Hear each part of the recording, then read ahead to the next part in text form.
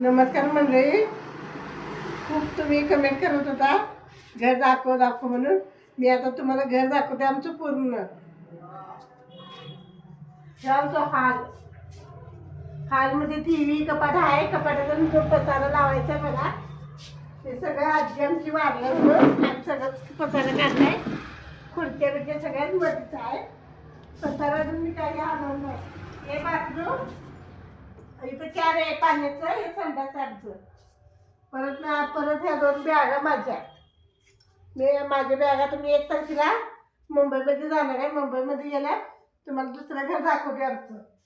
हे सगळा पसारा सगळा खाली पडलाय. दाखवलं नव्हतं तरी मी दाखवले आमचा पसारा सगळं. परत आमच्या ह्या फ्रीज खाईन भरलेला असतं.